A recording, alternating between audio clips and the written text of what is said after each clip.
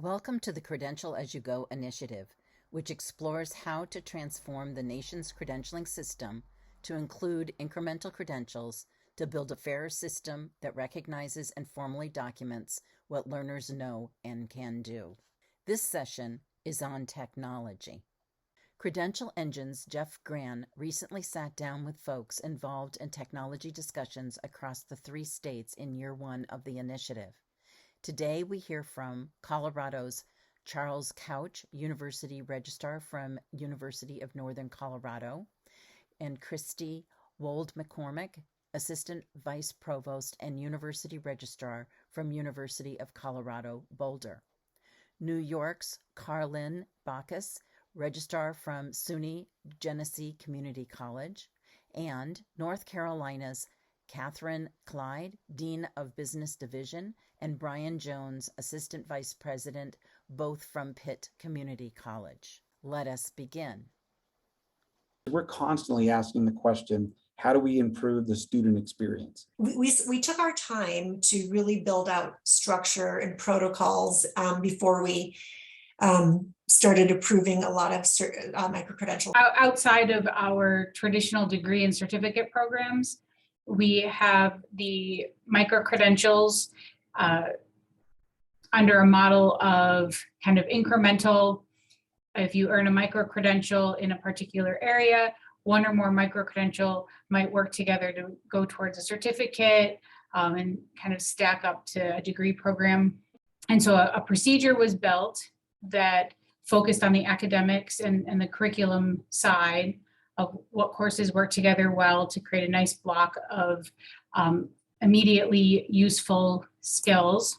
And then from there, from that academic perspective, then it was a matter of being able to create the technology around the desired outcome to be able to have a student apply and register and complete those programs in a way that was tracked with our technology systems.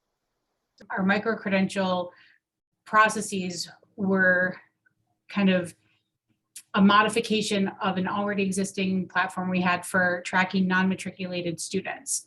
And so we were able to take something that we had already, as a collaborative group working with the aspects of technology, had already built.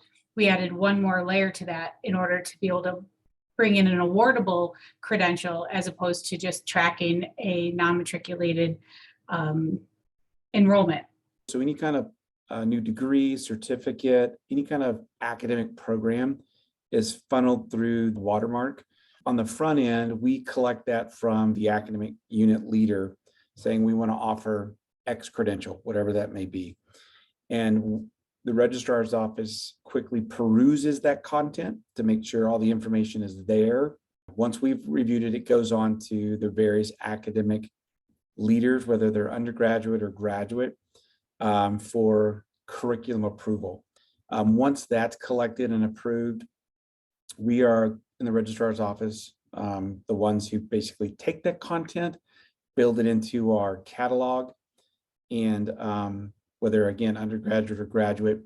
Once that's accomplished, we then move on to our SIS system, build out that coding logic. Again, whatever it may be, degree, certificate, credential of any kind, we build that content into our SIS system, and then subsequently we would then be responsible for issuing any credential after the fact once the students completed successfully the content of the program. So that the curriculum management workflow process is database driven, which is then tied to the catalog database. So once things are completed, it's a simple migration over from the workflow system to the catalog database system. And we've taken another step this year and successfully now built out where the catalog database information can now feed back to Banner, our SIS system, which is huge because it really minimizes, I wouldn't say completely eliminates, but truly minimizes the data flow back and forth so you don't have to manage duplicate systems. So that was a huge technological leap forward, at least for us. And it's really helped, I think, for our catalog team, make that process far more efficient than it has been in the past.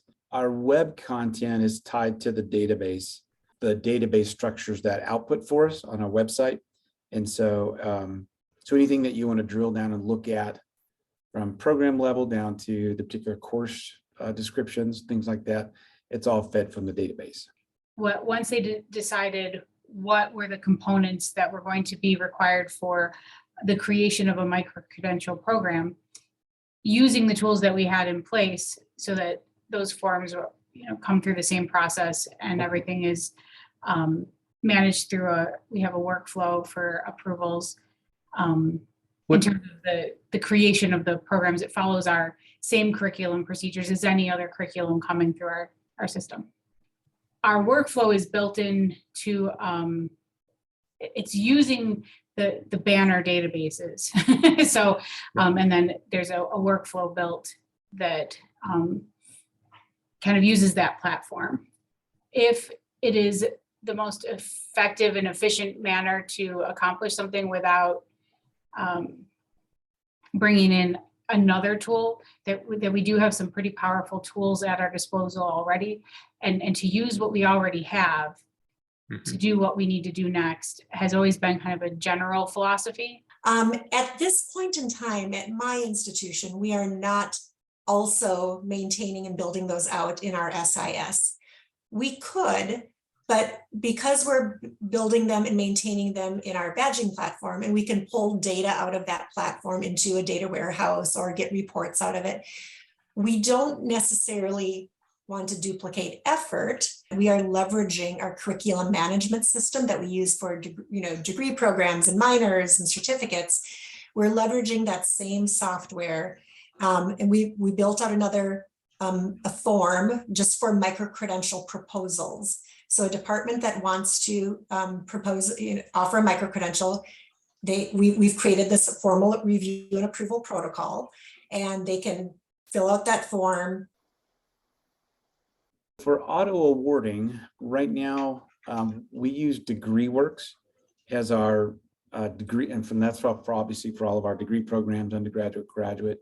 So once a student has successfully completed, there's an auto award functionality that comes with DegreeWorks that we just started using actually this last spring. And so basically the vast majority of them, if the audit signifies that Jeff has completed all the requirements, we just auto award. Obviously, there's always outliers. You'll get the 1 or 2% that need a manual set of eyes on them and review. But for the most part, this spring was a pretty successful utilization of that auto awarding. We're trying to figure out a way to automatically push a credential directly to you after you've successfully completed a course. So a grade is posted for you. Once that grade is posted, we run end of term processes. We want the credential to automatically be sent to you. You shouldn't have to request it from us. If a student came in and chose business administration, let's say, they're already automatically coded for the certificates under business administration. So the principles of management and the basic supervisor certificate, for instance. So as they reach those certificates, they are getting those as they progress through the degree. And like I said, they're just kind of coded automatically when they apply. And the way the application is set up is they check business administration, associate applied science. And so it then goes into our system as that. And then our admissions team, as they see that, they add the certificates to that program on the front end. So there is a manual process there. We'd love to be able to figure out how to make that more automated. So we have all of our micro-credentials are attached to either a student's primary major or they're attached to a primary major of non-matriculated, because we already had a non-matriculated major. We use DegreeWorks in terms of being able to communicate to students progress towards completing either a degree program, a certificate program, or a micro-credential. And so as a part of the approach we took is the reason that our micro-credentials were immediately in our student information system was for that end purpose. If we have the student actually enrolled in this program in our student information system, we were then able to build in DegreeWorks the delivery of the information to the student. They enroll in the micro-credential, then they can view their progress towards that credential in DegreeWorks. We do automatically scan for if a student is not enrolled specifically in a micro-credential, but they have completed it because those courses from the micro-credential are involved in their degree program. We do currently scan and contact the students to offer to award. We're not quite to the point where we would just automatically add it to their transcript. One of the things that we are hoping to look at in the future is the development of a CLR or an LER, which is a comprehensive learner record or learner education record, which would really would be a nice place for a learner to be able to store earned badges, as well as their other more macro credentials like degrees and certificates. Co-curricular learning could be on that. So I can really see, and I think our ultimate goal would be to have these live in a learner education record. We looked at how we already did business. And if we were already doing something, then we know that that barrier was already removed ahead of time. So that's really how we approached it. So as we rolled this out, at every step of the way, as long as we were involving all those stakeholders, as long as we were testing our data to make sure that everything was working the way that it needed to when we needed to report our enrollment and our completions, there really weren't barriers. The scribing side of the house, which is the back end where you're building out how the audit's going to recognize courses and completion and things like that. I'll be honest, Jeff, sometimes I feel like we need to hire a computer programmer in our office to do that type of work. I would say more of the challenges are not technology based. Technology can usually be a solution that's pretty easy. It's the buy-in and the change in culture and the new ideas that become actually more challenging, in my opinion.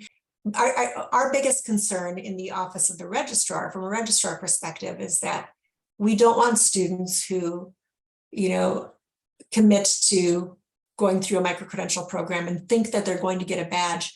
We don't want anything to happen where they get kind of left in a lurch, that they've completed it and they're not getting a timely award of their badge. So we want to make sure that that whole process can be seamless for the learner, so that whatever is required for them to satisfactorily complete that micro-credential, it can be effectively and managed in a timely way and identified as soon as they've completed them, so that we can issue that badge.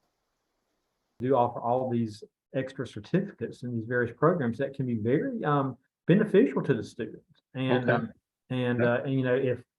Even if they're not able to finish their associate's degree, maybe they are able to finish one of those certificates, which provides them with a credential that could possibly lead to employment. Thank you so much from each of you for providing these great thoughts.